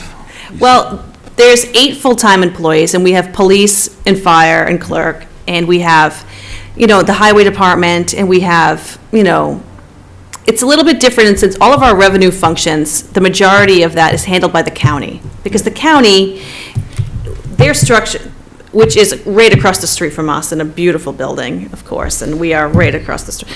But we really handle the services directly for what's within the city. You're talking roads, you're talking personnel, you're talking dog tags, you're talking catching dogs, you know, the basics. So the funding came from the county, but you stepped into a situation where you had public safety, highway, parks, all running the show. Mm-hmm. And they layered them, for lack of a better term, in terms of they reported up to this position? Yes. They report to the council. I have a 6-member council. Yep. Mayor is the head of the council, and then 6 members. You know, add to this particular mix, and, you know, if you want to really make the scenario more difficult, how interrelated the employees and some of the council and some of had been for sort of generations. I mean, there are generations of families. Everyone knows each other. None of it was an easy situation. We really spent a lot of time, I spent a lot of time working with each one of those individual departments, sort of defining what the boundaries were and sort of just clarifying what our roles were. it was easier than you might think. I know you're all thinking about this now, and I know your situation. Is that coming across? I'm saying, I'm going, wow. I know some of your situation here, I won't say it. The most important part in doing this sort of transition is making sure that everybody understands why you're doing it. If having a structure in place really does benefit everyone, and as long as people don't feel as if you're intentionally or unnecessarily taking away any of their power or any of their, I should say, authority, then it doesn't have to be adversarial. You know, if I'm doing my job well, then they can do their job well. And at the end of the day, all of our goal is exactly the same. It's to provide the best possible service we can for the community that we're in. So that, as long as they understand that that is your purpose, then it's not quite as, but yes, to answer that question, I've also, into the extent of it, it goes beyond just the town hall. It goes out into each of the civic groups that have functioned for many years, that have their own sort of power structures, and how they work and volunteer within your community, and sort of building relationships with them so that everyone understands the vision, they understand the goal. And that takes a lot of work. It was not easy, believe me. They did not want to come along. But How did you get them to come along? it was like I'd like to tell you that I knew it. I'm assuming Yes. they came along, right? Yes. Okay. Yes. I'd like to tell you that I went in there with a plan, but that is not how it works at all. I spent that first year really listening, really, because not really without much choice. I had to hear a lot about how I knew nothing about Kansas. But I did that. Because that's part of it, and I think a lot of it was their skepticism, and I saw the challenge of them thinking in their eyes, there's no way she's ever gonna get this. She can't possibly understand. So all I could do really was try to be as competent as I could possibly be in the things that I was doing, so they could at least, if they didn't like where I was from, they could see that I was good at what I was doing. And so that was the first step. Then the next step was to start going to things and actually be at functions in the community, go to different meetings of different groups, go to boards and commission meetings, not take them over, just listen and be available. So when they did have a problem or they needed some kind of assistance, they felt like they had a person that they could go to talk to. Now they actually had a person, and it started the dialogue. And it's taken a lot of years, but I feel really good about it. It took a lot of work, and so I understand some of the challenge of what you're facing here, but I also understand it's not just in the building. You have to do it outside too. It's... Thank you.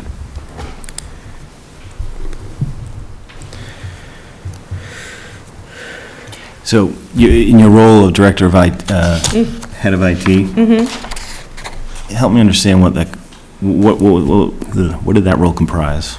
By default, I've been given IT the last 2 jobs that I've had. I'm sure you can figure out why. But it's true. We built, in both communities, we built the websites from scratch. We went out and found a company and built websites. But in the first community, in Killingly, we used to have separate IT programs, one under the roof in the town hall and one with the school system.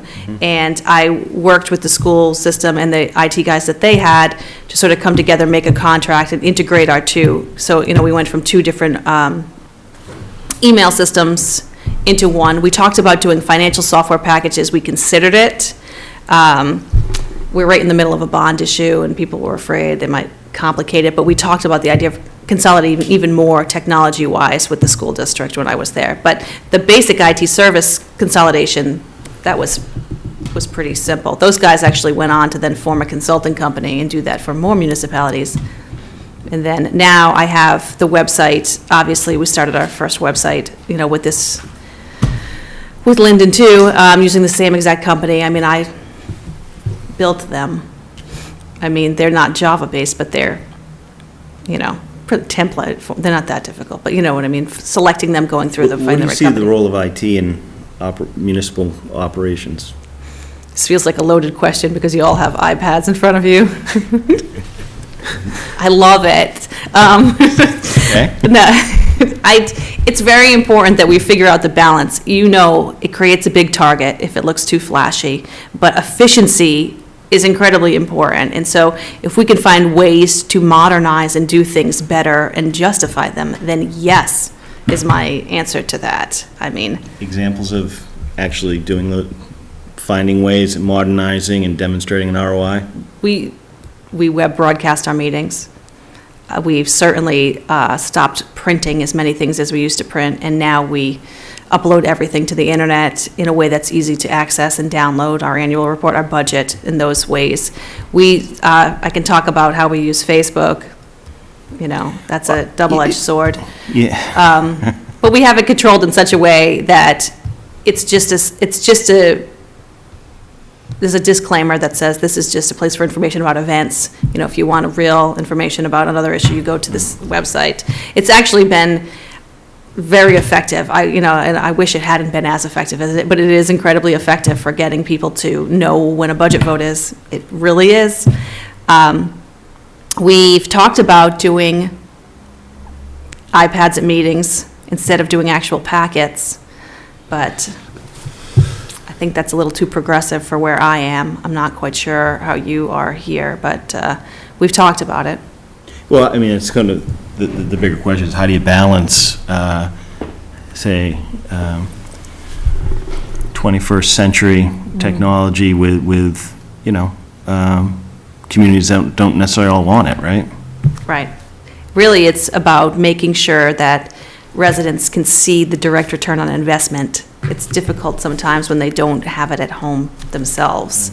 But I think that's changing a little bit, only because tablets are so available and so affordable now. If this was even 3 years ago, we probably wouldn't be having this discussion really about it even as a possibility, because it would have really set off a lot of red flags. But now we're at a place where it's starting to become more very common. And so it's not as outrageous to consider it. But I did look into a couple of years ago, one of my ICMA city manager conferences was in California. And so we went to the Googleplex and we went on they had a whole presentation about the types of Google apps that we could be using just for municipal government. And believe me, I was very interested in that. But that's hard to bring home and then explain. Mm-hmm. So. Does that mean you don't try? Well, of course not. Topeka, Kansas was renamed for Google. I mean, if anything, made me think that we might actually get a shot. I mean, I thought we're right down the road. There's a chance, right? So, I mean, they were doing a demo with their Chrome books right when they first came out. They were giving them to municipalities instead to use them. And believe me, I applied. They wouldn't even give it to you? That's right. Right down the street.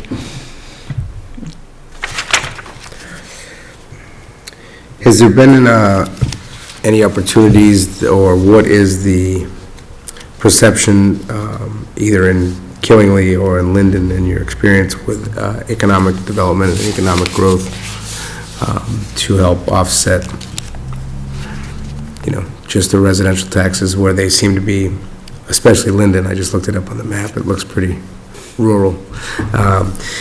But Mendon is not too far off of... Don't be knocking Linden. I'm not knocking Linden. I'm saying that Mendon isn't too far away from Linden. Well, I guess we could probably ignore Killingly in this discussion because they've had a tremendous amount of economic development and growth in the last 10 years. Even when I was there, they did a full redevelopment of a, contaminated mill site that then now is at Shopping Plaza. I mean, they're in a different universe. Yep. Linden, on the other hand, is actually faring better than you might imagine. The only economic development from the county, they have a position, but it's mostly, this will be hard to believe too, is for tourism. The economic development.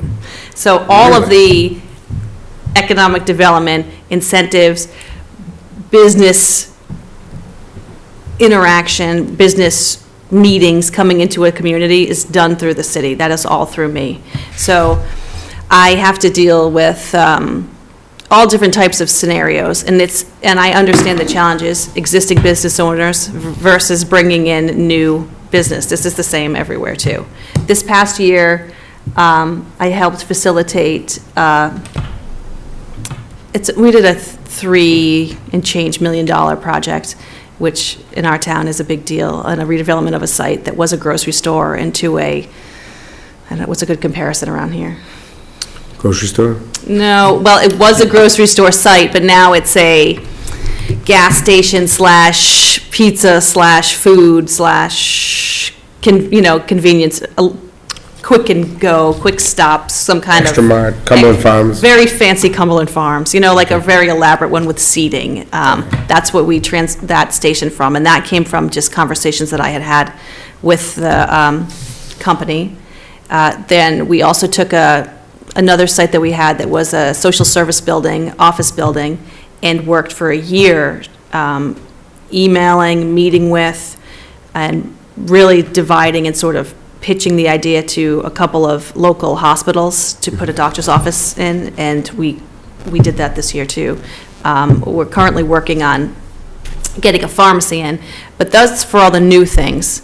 For the existing businesses, Linden hasn't had a chamber in quite a few years, even before I arrived. So there is no functioning, really, communication, or I should say there was no functioning communication between the businesses. In the community? Right. Really in a bad spot for everyone, just not necessarily not getting along, just apathy. Nothing, just flat. And so we started one, instead of saying chamber, we call it Main Street Incorporated, and we've started to rebuild with some of the newer businesses that started this year. And that's all of stuff that came out of City Hall, which normally isn't the traditional role, but it's the role that was needed in this particular. And this year, we've done raffles, and we've done promotions, and we've done ads, and one of the ones I like to talk about, you'll ask me about a success or something later, but we had a festival this past fall, and we were able to get 27 local businesses to sponsor that festival. That was like, every single person that I asked said yes. That took me 3 years, and they all did it. So that was a big deal, and it's been like that. I mean, it's been, every year it grows. I mean, I see it growing, and that's all things that I've had to do sort of in-house. One of my, it's a different type of economic development. That's why I say, between Killingly and Linden, it's totally different. I mean, I've been to when I was in Killingly, part of many teams on, when big developers come to town and they look at sites and then you broker a deal. I've been part of plenty of those discussions, meetings. I've done plenty of that. But the day-to-day things that I do now for economic development are much more handshaking, walking around, meeting people, showing them, promoting the community. That's the job, promoting it, and that's what I do. What do you think is your greatest asset you could bring to Mendon? I find I need to be challenged in order to really do the job. I really need to be challenged, and I just find it incredibly interesting, the idea of being able to sort of take these things that I've learned how to do, these skills, call them what you will, and be able to, you need them. That's not just the basics. I mean, I can do the HR, and we can do the budget, and we can do the finance and capital. We can do all of those things. Those are my normal things. But these specific skills that I just have been working on in Linden, sort of switching over, reorganizing, sort of clarifying roles, sort of helping everybody ease through that transition, I really think I could help you with this. And I really just liked doing it, and I'm fascinated to see how well I actually could bring that skill set back and here. I mean, that's always been the goal, to come back, but that's, the rest I've had, but this is a new one, and I really think I could help you really go from point A to point B on this. We need the other stuff too, though. Well, that's the stuff that people normally want. For me, like, what really makes me interested and why I would think, I'm interested. It sounds like you've sort of, not only you obviously read the questionnaire that we provided, but Yes. I'm guessing you probably did a little more research into the town Yes. itself. So,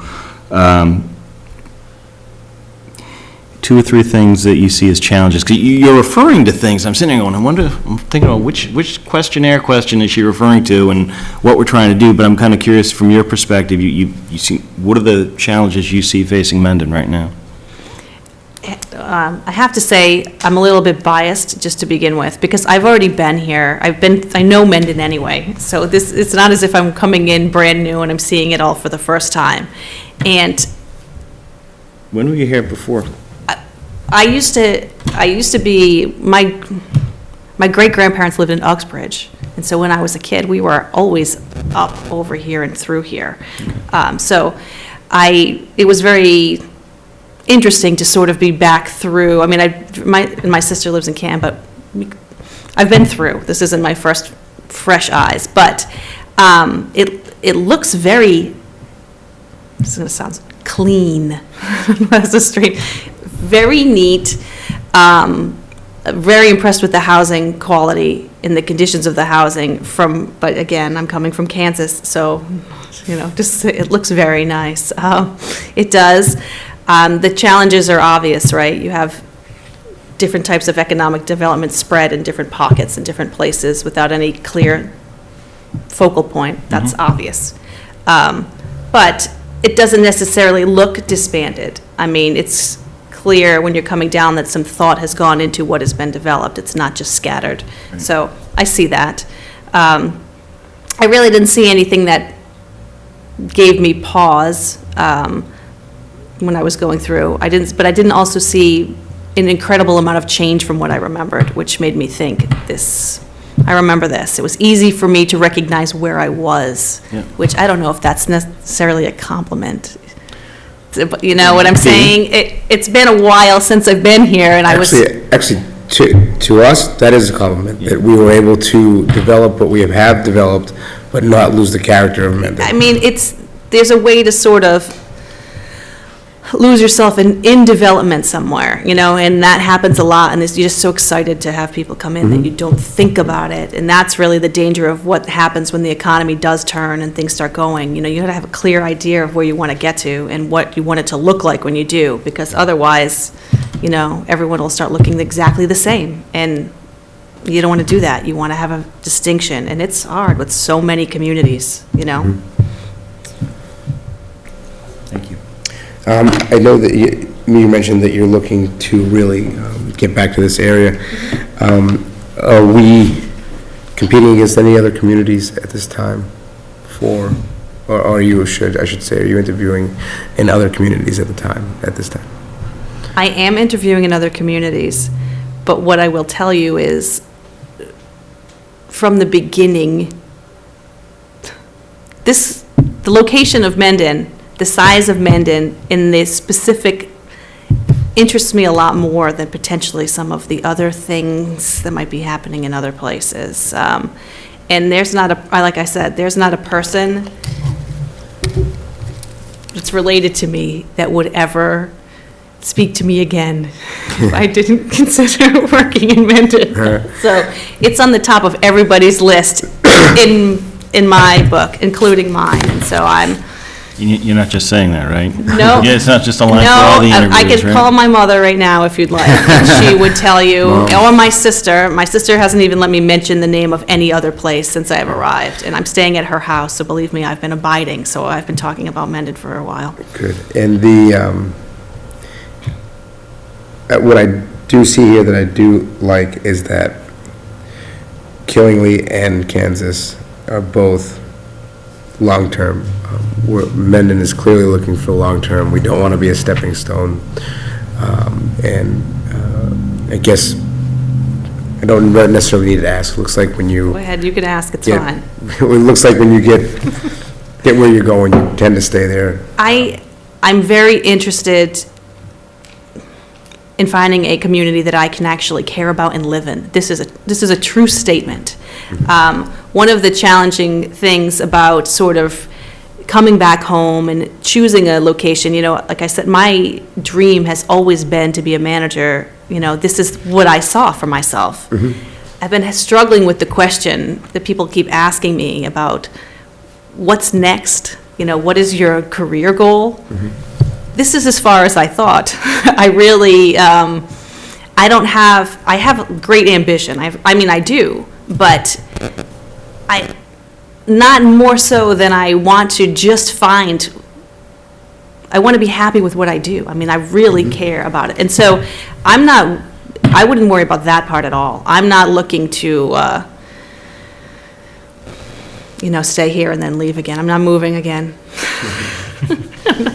I'm not. I know you'll see a lot of people and it happens, but that just doesn't drive me in the same way that it might drive other people. My concern isn't that you would move again. My concern is that Uxbridge would offer $20,000 more. Let me give you, okay, well, let me give you maybe this will give you peace of mind. In the community that I'm in right now in Linden, the job next door in the bigger city with more money has been opened twice. I've also been approached by 2 other communities during that time whose mayors have come to see me, and say, why don't you apply at so-and-so? And my response to them has always been, I already have a job in Kansas. Why on earth? Okay. And so I understand this. It's much more important to me to find a place to work and breathe and just do what I do and hopefully, accomplish some goals. That's the point. Great. Thank you. Anything further, Mark? No. Mike? No, I'm good. Thank you so much for coming. Do you have anything else? You have questions for us? No, I don't have, I have a lot of questions, but you don't have to do it today, so. Okay, great. All right. Okay. Thank you very much.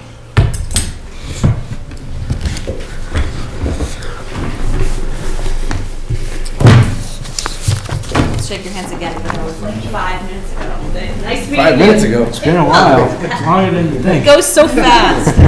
It goes so fast. Thank you all. You should see the selectmen's meetings and try to keep them to 15 minutes. Don't skip. Oops, I'm sorry. We have other candidates? We do not.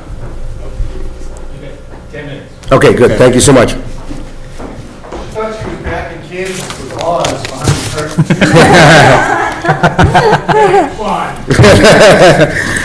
All right. Anything else? Well, are we making a decision on an offer? We're waiting for Alan to come up. I also want to make sure we don't owe town council anything regarding lease discussions, because I'm not sure any of us can make the meeting. But I think they had some outstanding questions for us. Is that right? Probably things we got to decide. So, I mean, the big one's pilot versus personal taxes, right? So it doesn't have to do with the amount of you put in the pilot. It has to do whether or not we're going to go with a pilot or personal taxes, right? When is that, the 11th? That's next week, right? Rich, are you in town? What day is it? The 11th? Tuesday. Oh, next week, I'm sorry? Oh, no.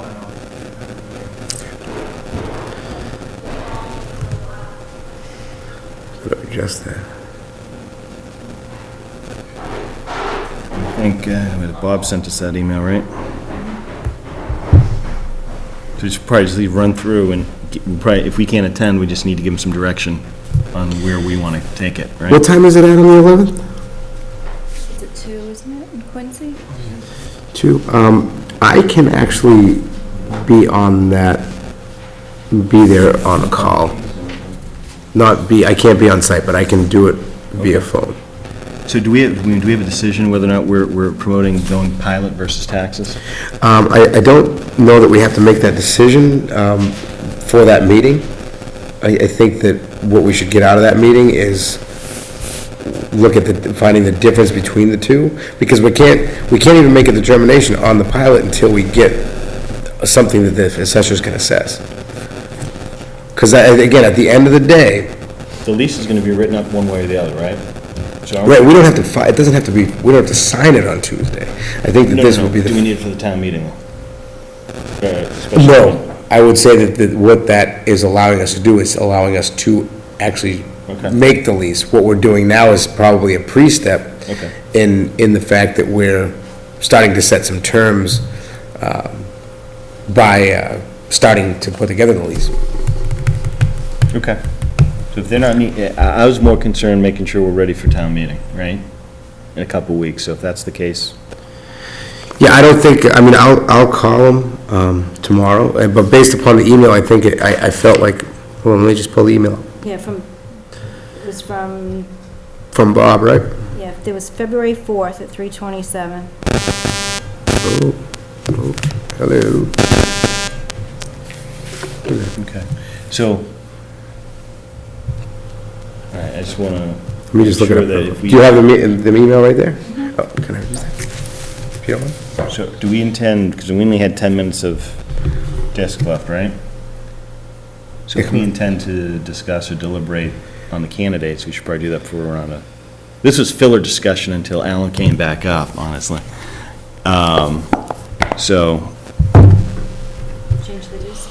You want to change the disc? well, I don't know, I mean, I think he I think gave we us a have heads enough up. We got a few minutes, so. I'm good, I mean, in terms of the three, I have them ranked in my head of where they fall. Mhm. And if we all have them ranked, then we should probably think about making a decision on which individual we want to go with, right? I'm struggling between two in my mind, so.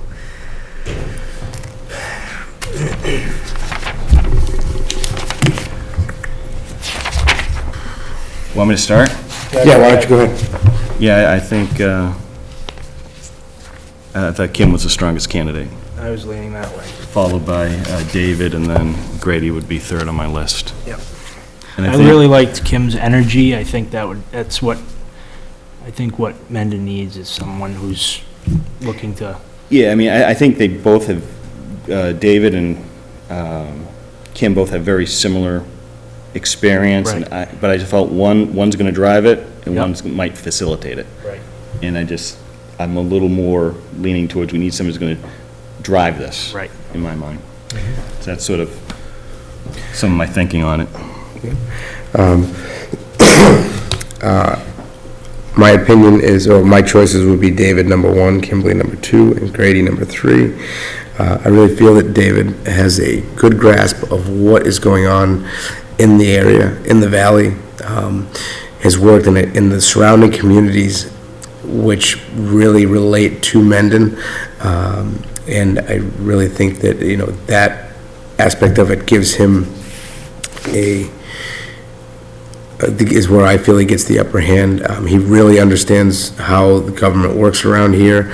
He's worked in being town administrators in surrounding communities, which were, in the times that were there, were faced with a lot of the same things that we're looking at. Felt that he would probably be the best candidate. On the other hand, I'm not swaying too far away from Kim. I think that she is very energetic. I think that she was going to get some things done.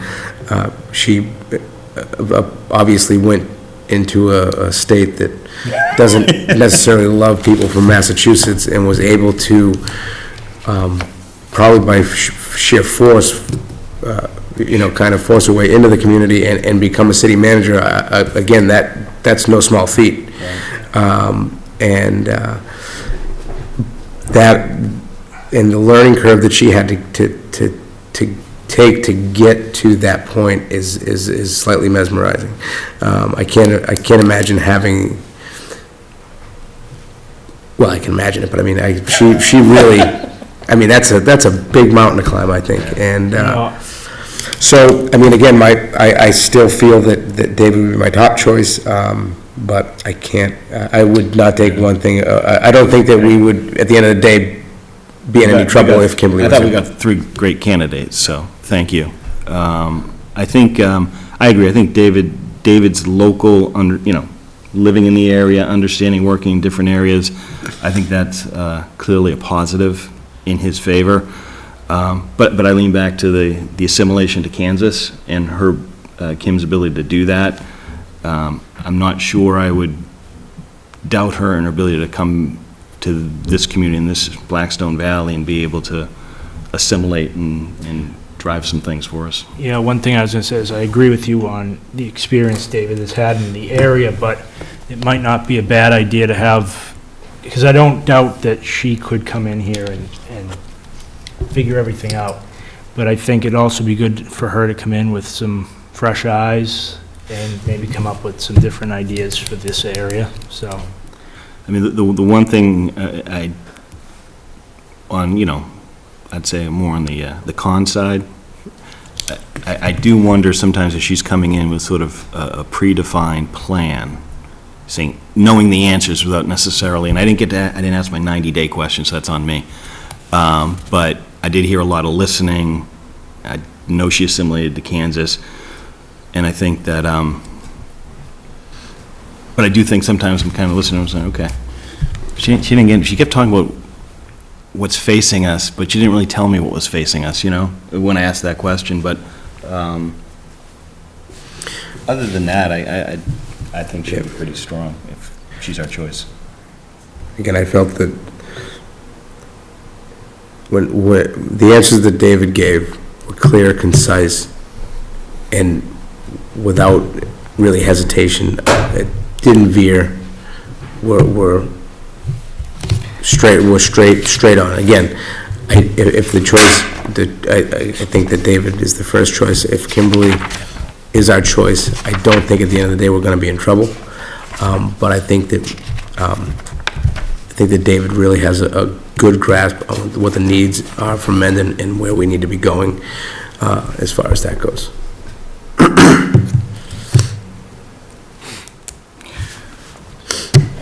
How do you want to proceed, Mr. Chairman? Well, again, it's a motion thing, so I mean, if we're slightly, it's a tough decision, but, I mean, if you need me to step down and make a motion, I will, but I don't.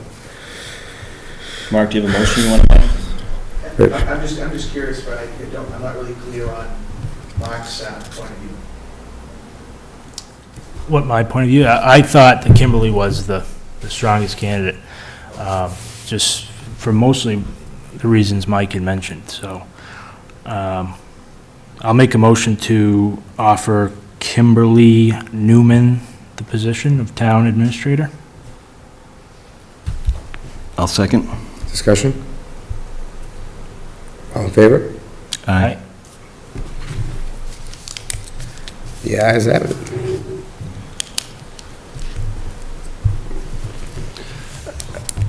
Could I suggest that perhaps you make a motion to authorize me to make a conditional offer to her to get the background going? Because what typically happens is I would now send her a conditional offer that's simply conditioned on 3 things: successful background investigation,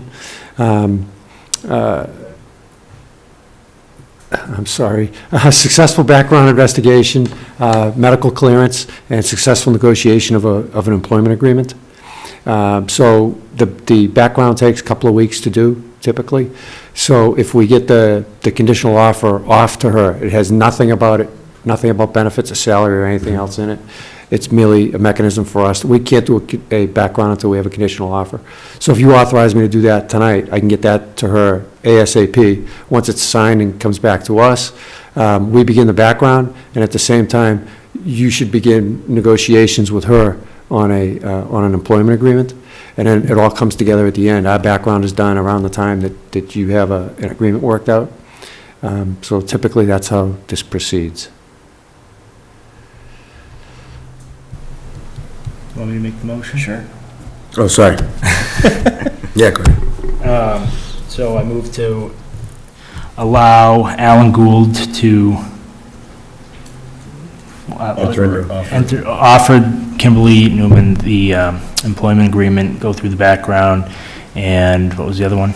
Conditioned upon a medical clearance. Medical If clearance. the town, I think Massachusetts requires that. So medical agreement, background investigation, successful negotiation of an employment agreement. Second. Discussion? All in favor? Aye. All right. Anything else? Anything for me? That's it. Okay. Thank you very much. Thank you. Is that a hand or 3 minutes? It was not clear to me the position of the chair relative to offering Kimberly the job. Was that a negative, a neutral, or a no, or yes? My first choice would have been David Gamage, Damage, but at the same time, I don't know that, I'm sorry, I was saying that Kimberly is my second choice, so, and very close. What was your vote? I didn't vote. May I suggest that in the interest of getting her underway fast, that you have unanimous agreement? Well, there was a motion made, it was a vote. And a third vote, I would encourage you to say yes. No. My first choice would have been No, I understand. David Demarch, which is fine. Well, I mean, it doesn't have to be unanimous, so are you just saying, you're looking for some sort of affirmation, positive or negative? From her perspective, it would be better if there was a unanimous board supporting her. Well, I'm and not that's concerned with understandable, that. but I'm not going to vote yes when she's not my first choice, just so she feels better. And I just want to say, once... She'll feel better once I'm working with her. From the board's perspective, in the past, we've had 2-to-1 votes, but once the vote's made, the board gets behind the vote. Is that fair? Oh, the vote's made, I'm definitely 100% behind Kimberly. I'm not, there'd be no animosity by any stretch of the imagination. My first choice was Mr. Demarch. And that's all. What's that? Okay, thank you. I am very happy with the fact that we have chosen Kimberly, and I will definitely work right beside her as I transition. So there's nothing we need, based from Bob's email, that we need to cover, or have... There's a lot of things, but I think this is all initial discussion. There's a lot of things that need to be hashed Just as out. long as it doesn't hold up the vote on the floor, right? Does that make sense? I don't believe, no, the vote on the floor is just to allow us to enter a negotiation. Okay, and The least the important. board, so the board doesn't need to make any decisions per se? Not that I can see. Again, what I see coming out of that meeting is a list of items that, there's a list there already, but I believe there's no way I could even go through that list right now and give you straight answers on any of it, Okay, because I don't know enough about it. that's fine. Do we need to confirm that with Bob? I will confirm with him, but I'll also make sure I'm on the call. Awesome. Motion to adjourn? So moved. Second? All in favor? I'll handle the easy motion, see that? Good night, everybody. Thank you. Thank you.